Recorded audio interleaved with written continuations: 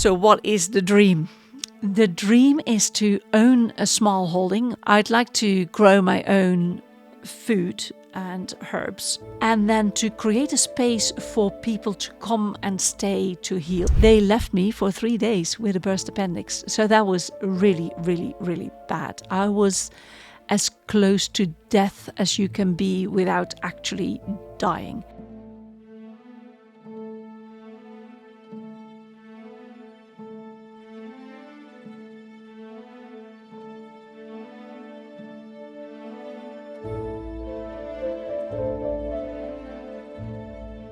Good morning, good afternoon, good evening, wherever you are in the world. Welcome to the Quality of Life Quest. My name is Anneke.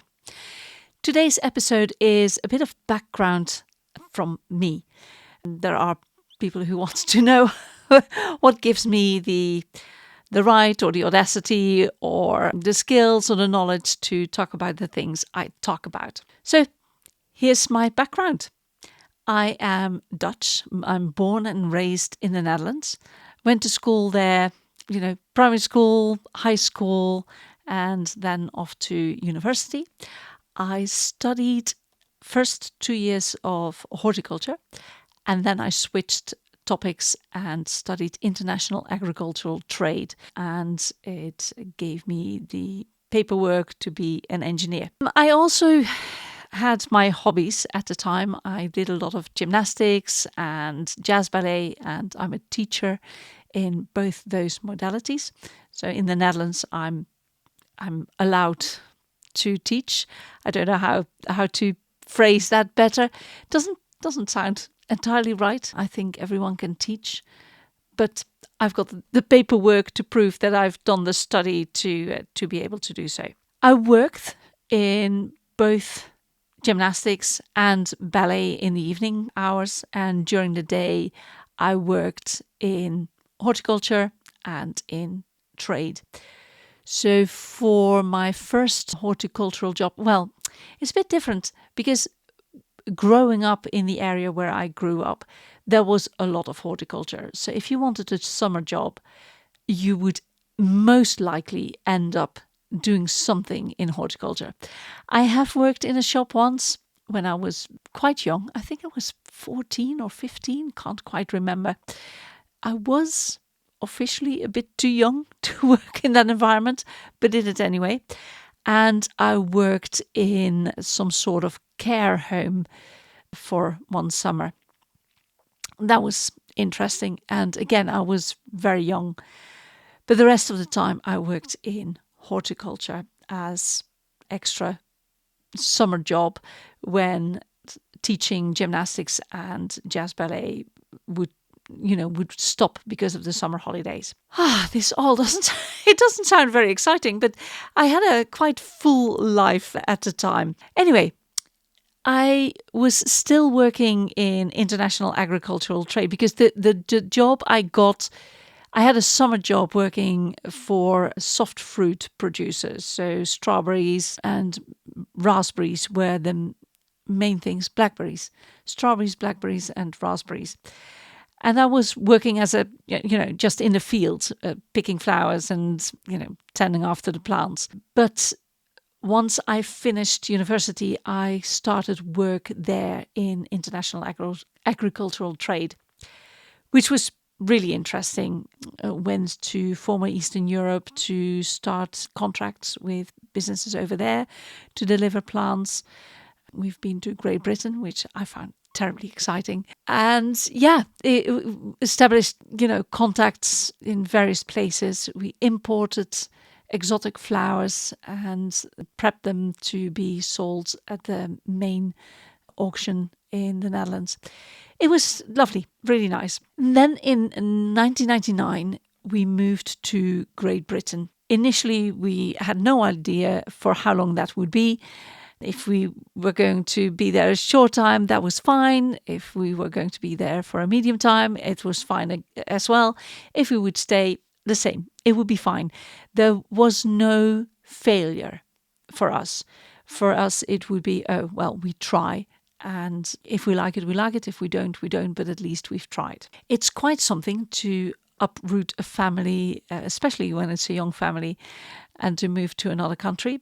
My son was 3.5. My daughter was 1 when we finally moved there. My now ex, he moved there in January and we moved in August. So there I was, just moved to another country, and I wanted to do something. So I looked into importing flowers into the area where we lived and then selling them as bunches of flowers to create my own flower arrangements and sell those off. Maybe work for bigger institutions like hotels where they would need more flowers anyway. So as soon as I arrived, I started looking into that, and 1999, the internet did exist. It was still quite in its infancy, and finding things out was interesting. Let's put it that way. But I was very proud of myself because I got all the information together in about 6 weeks, including looking for a different car because I would need a van, and finding suppliers. There are companies that buy in flowers in the Netherlands and then they drive around in Great Britain with their trucks to supply florists and, other bigger places where they need a lot of flowers. So I'd found it all out and I was quite excited about that prospect. And then I fell ill. I got terrible stomach ache, and we called out a GP who was, in my eyes, quite old. He must have been close to retirement. And he came out, he did some tests, and he said, something has burst inside you. You need to go to hospital. I'll arrange for an ambulance. There will be sirens, there will be lights, and you will be operated on straight away. Just put that in your head that you're prepared for it. You will be operated on straight away. So off I went, and they didn't operate on me straight away. They left me for 3 whole days. The reason I got for them not operating on me, because I did ask whilst I was there, and, I was just put on a ward. I said, I thought you were going to operate. Well, we don't just operate on people. And once they did operate me and open me up, it turned out I had a burst appendix, which had burst already. The GP had told me it had burst. He didn't know what had burst, but something had burst. And they left me for 3 days with a burst appendix. So that was really, really, really bad. I was as close to death as you can be without actually dying. Yeah, that was interesting. It left me so weak that I could not lift a kettle. I could not open the children's gate. It was quite something. I had to go back to the Netherlands and stay with my parents for a while to recuperate from the worst of it. But even then, when I returned to Great Britain, I felt as if I could die with every step I took. It was not good.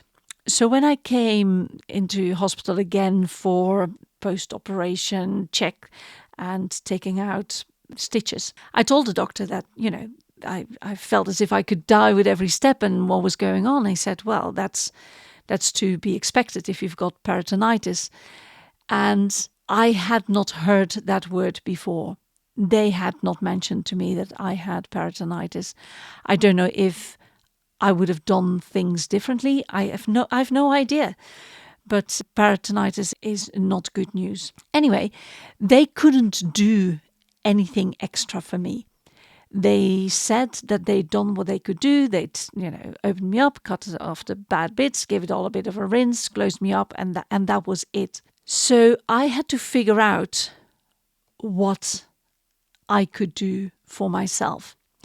By the way, their nutritional advice was horrible. Their nutritional advice at the time was, oh, you're so skinny now. And I was about 45 kilograms, which is nothing.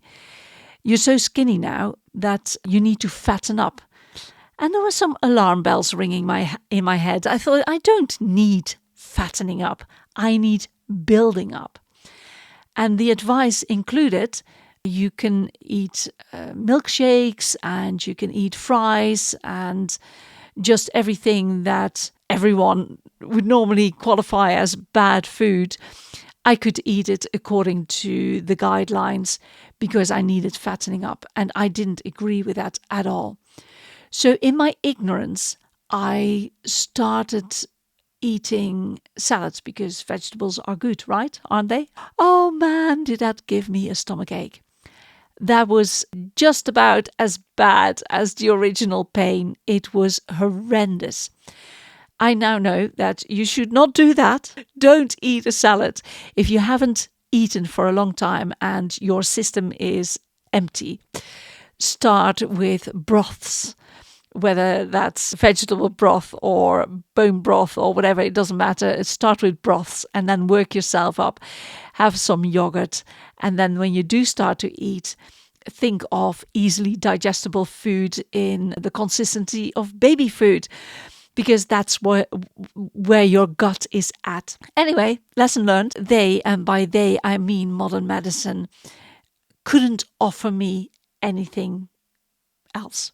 I asked and they said no. So I started looking around and asked around and ended up with a lady who was a herbalist. She had this wealth of knowledge. At the time, I thought of her as old. She must have been a similar age as I am now. But she gave me some herbs, some potions, some lotions, and solid nutritional advice. As I said, broths, yogurt, start with juices, and then work your way up. She also told me to do some energy work, and in her mind that was acupuncture. That was her number one choice. But I was so skinny and there was nothing to me anymore. I find it hard to explain, but it was as if I was completely drained of life. There was nothing left of me. And I opted for Reiki instead. I couldn't face having all those needles inside of me. At this moment in time, I wouldn't mind. And I have had acupuncture since. But at the time, it would have been too much. So I opted for Reiki. I didn't believe in Reiki, but since I had to do some energy work, I did. And lo and behold, bit by bit, I got a bit stronger and I got a bit better. 5 months after the first hospitalization and taking out my appendix, I got a stomachache again. I thought, what's this? I don't have an appendix anymore, so it can't be that. But flipping hell, whatever it is, it hurts. And it turned out to be a knot in my bowels.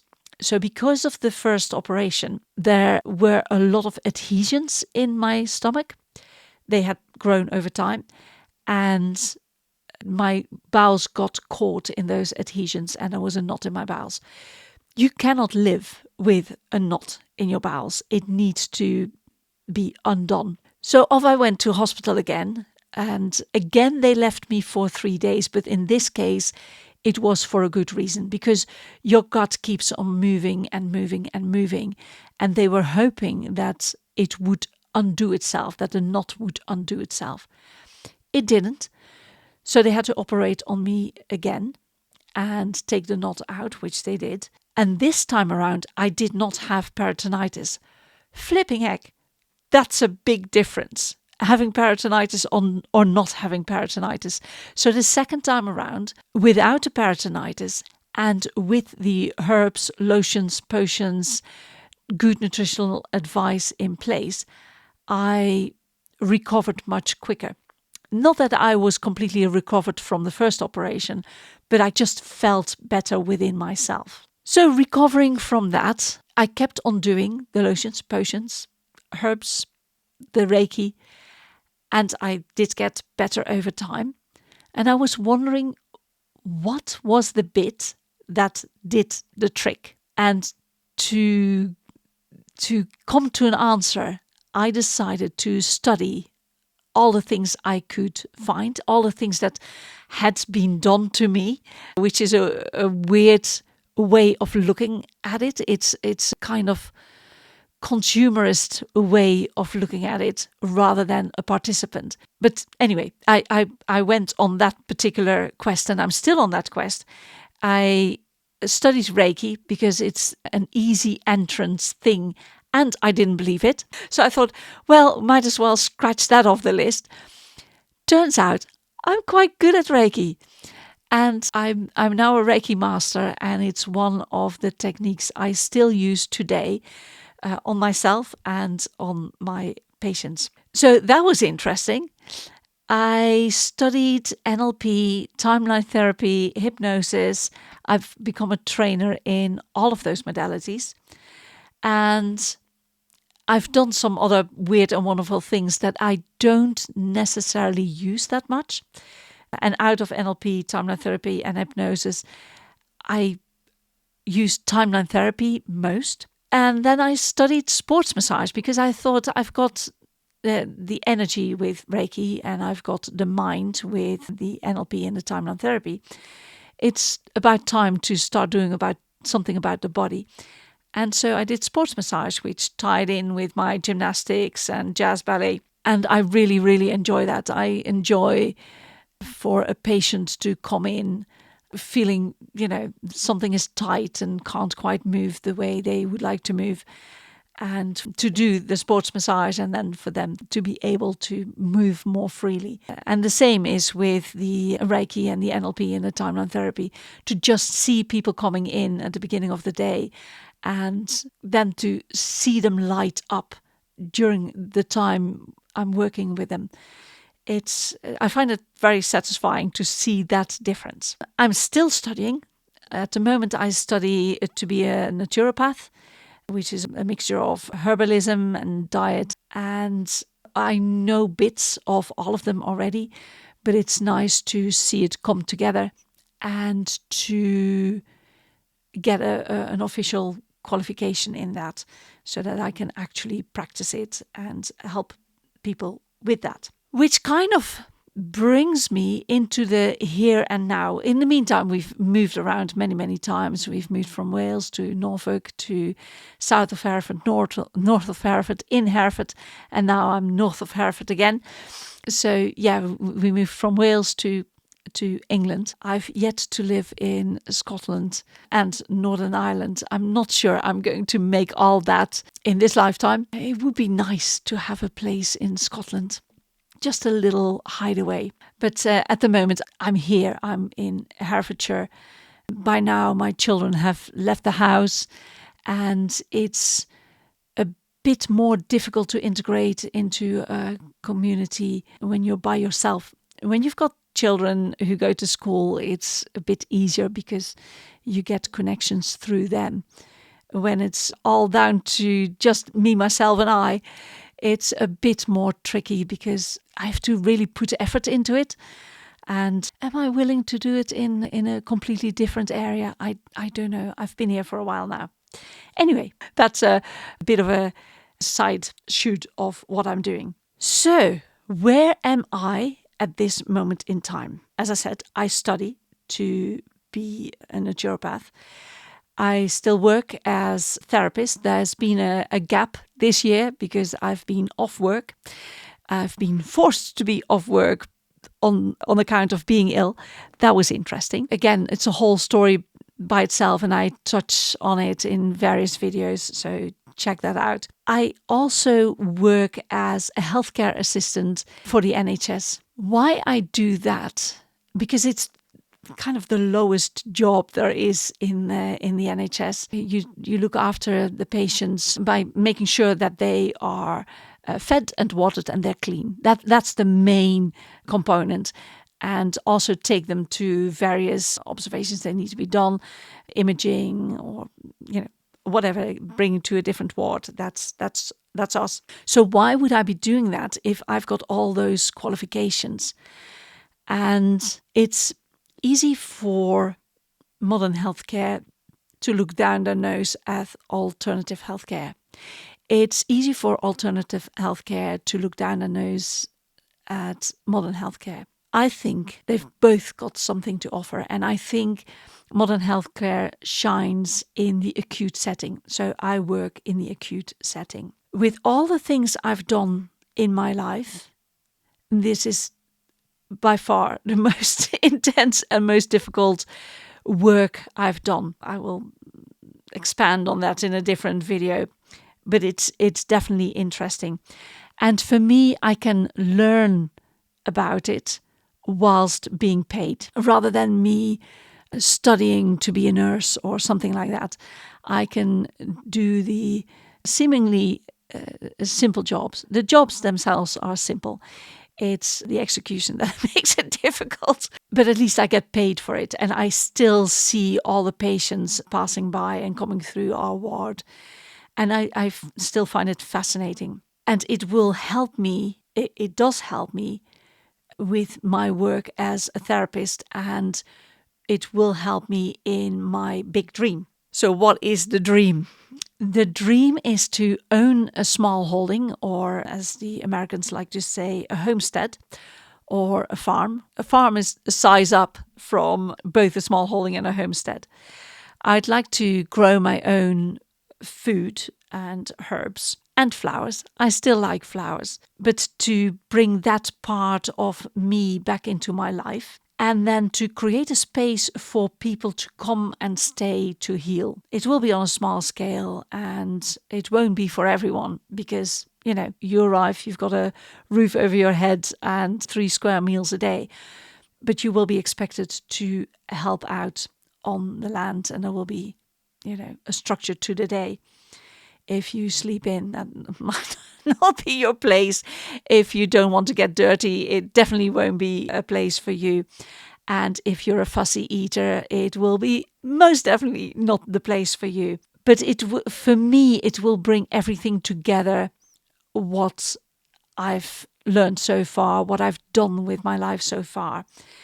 And I would really like to use all of that to help people get a grip on their lives again and to heal, for that place to be the eye in the storm of their lives. So yeah, that's my past, my present, and I not just hopefully my future, I'm counting on it that it's going to be my future. As I said, it will bring everything together, and I cannot wait. I cannot wait to have my own land and to own it. A lot of people said, oh, don't you want to lease it or rent it? And no, I want it to be mine, because I've moved around so much. Where I was born and raised, that place is still in the family. My brother lives there with his family. And whenever I go back to the Netherlands, that's where I will stay. So that's where my original roots are, and I can go back to them. However, I am desperate to put down roots here in Great Britain, to own my land here, and to take you all along for that ride alongside all the other things I'm doing. But for me, for my quality of life, even though I would buy myself an awful lot of work, it doesn't feel like work, because it is what I really, truly, deep inside me, that's what I want. That's who I am. That's part of my quest in my life. So I hope this gives some clarity. If you've got questions, by all means, I'll ask them. I don't know when I'm going to answer them, but I will do my best to answer as many questions as possible. Initially, for years, there was nothing on the internet from me. There were no pictures. There's just nothing. And I did join Facebook and YouTube, and I do have my search engines and all the rest of it. And in the end, I think it's about 3 years ago now, I thought, the corporations, the big tech companies, by now have got a lot of information on me. I might as well share it with you guys. I might as well share it with people who can actually use it for good. People who, if I say something, that it will help them. rather than my data just being out there for the big tech companies who will sell it on for a profit and for maybe not the best of reasons. So I've changed my mind, and here I am. Will I answer each and every question? Most probably not. I have no idea how much of my life I want to keep relatively private. But if my data is going to be shared, I might as well do the sharing. So there you go. So that's it for now. Thank you for listening. And remember, every step you take on your own quest for a better quality of life counts. It can be small steps, it can be big leaps, and anything in between. Keep at it and enjoy. Have a great time. May the land rise up to meet you. Until we meet again. See you. Bye.